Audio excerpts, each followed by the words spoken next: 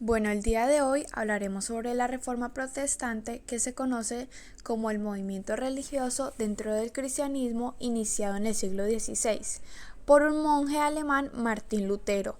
Sus postulados produjeron un gran cisma en la Iglesia Católica, lo que dio origen a numerosas iglesias que hoy agrupamos bajo la denominación de protestantismo, que cambiaría por siempre la historia de Europa. ¿Quién era Martín Lutero? Martín Lutero era un monje católico agustino que, escandalizado por el bochornoso espectáculo de la venta de indulgencias por parte de la Iglesia Católica, clavó en la iglesia de Wittenberg 95 tesis a modo de crítica, todo un desafío al poder de Roma. Esto ocurrió en el año 1517. El contenido de la denuncia, las 95 tesis, eran una serie de proposiciones en forma de queja, con el propósito de reformar un espectáculo algo turbio para ese entonces, lo que hoy conociéramos como el panfleto. Bueno, y muchos se preguntarán, ¿qué es eso de la venta de indulgencias? La doctrina de las indulgencias era un concepto muy aceptado en los católicos de ese entonces y generaba grandes beneficios económicos a la Iglesia.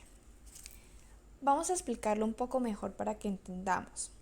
En primer lugar, se creía que todos los humanos, por el solo hecho de estar hechos de carne y hueso, somos pecadores. Y pues quien esté libre de pecado que tirara la primera piedra. Sin embargo, ninguno entraba dentro de esta afirmación.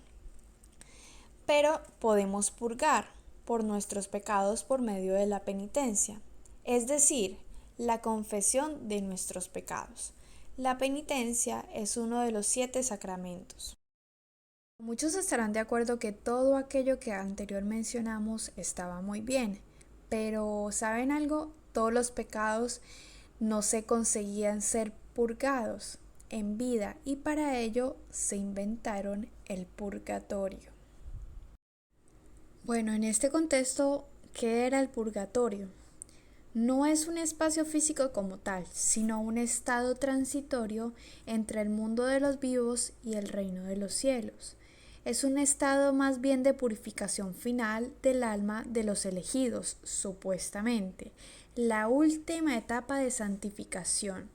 Es decir, antes de entrar al reino de los cielos, tu alma debía pasar un tiempo muy largo para purgar todos esos pecados, como un túnel de lavado antes de que San Pedro te abriese la puerta celestial.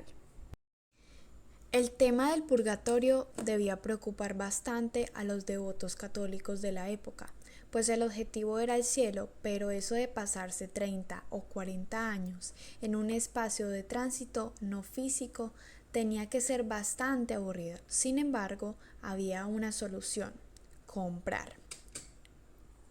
Se preguntarán, bueno, ¿y eso qué era? La venta de indulgencias.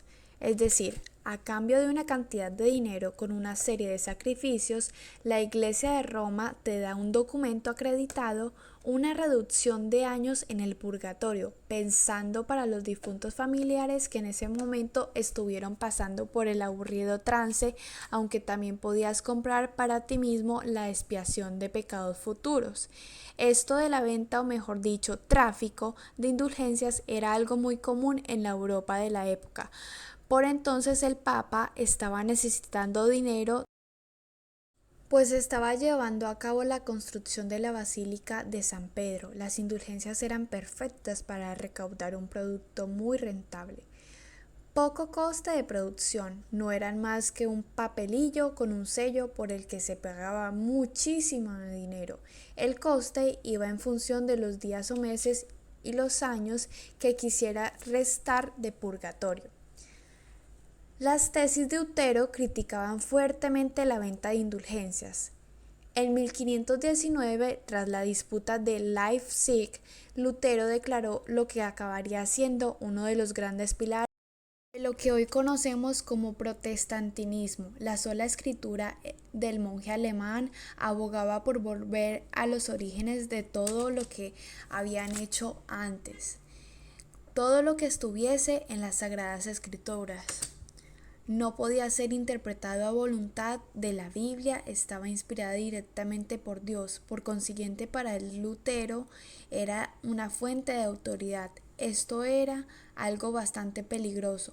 Por ejemplo, el purgatorio no aparece ni en el Antiguo ni en el Nuevo Testamento. Lutero había destapado una de las vergüenzas de la Iglesia y por lo tanto era un incordio.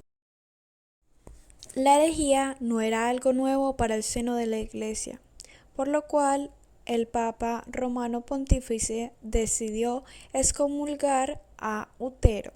Incluso ese mismo año, el emperador del Sacro Imperio Romano Germánico, Carlos V, lo llamó a la orden y no hubo manera de meterle en vereda. Para los católicos, Lutero era un hereje, un delincuente. Por ello se prohibió la lectura y la posesión de los escritos. Todo esto lo hizo es darle más publicidad al monje alemán. La batalla estaba servida y Lutero supo manejarse muy bien con la propaganda. El alemán Gutenberg había inventado la imprenta unos años antes. La herramienta fue una de las herramientas principales que fue aliado de Lutero para difundir sus ideas y para poner en tela de juicio todas las mentiras que estaba mencionando la Iglesia Católica. Las palabras de Lutero recorrían toda Europa y surgieron otras voces. Dentro de esas voces podemos mencionar al monarca inglés Enrique VIII, que aprovecharía para separarse de Roma y crear su propia iglesia, la Iglesia Anglicana. Este fue un episodio fundamental, pues para el príncipe alemán era muy importante tener a Lutero de su parte. Lutero era una herramienta muy necesaria y codiciada para desencadenar ese enfrentamiento entre las oligarquías alemanas. Y el emperador y algunos príncipes alemanes no creían en el proyecto europeo y cristiano del emperador Carlos V, no porque no fuera una buena idea, sino porque podía poner en peligro sus cuotas de poder. Lutero era el material perfecto para encender la llama de la Cuarta Guerra Mundial. Y así se hizo. Se sacudió el tablero y todos empezaron a mover ficha. Cualquier excusa es buena para iniciar una guerra, y en esta ocasión la excusa fue la religión. La Iglesia Católica quedaba rota, y la unificación alemana quedaba enquistada, y mientras en Europa los países en guerra avanzaban hacia el Estado moderno centralizado, mientras que Alemania se disgregaba en diferentes poderes locales, alargando de manera anómala el sistema feudal. Tras una serie de guerras, ese pulso entre Lutero y el emperador se puede decir que lo ganó Lutero. En 1555 se firmó la paz. Bueno, en resumidas cuentas, el imperio de Carlos V quedaba dividido en dos confesiones cristianas, luteranos y católicos. Los príncipes alemanes podían ahora elegir la confesión a practicar dentro de sus estados.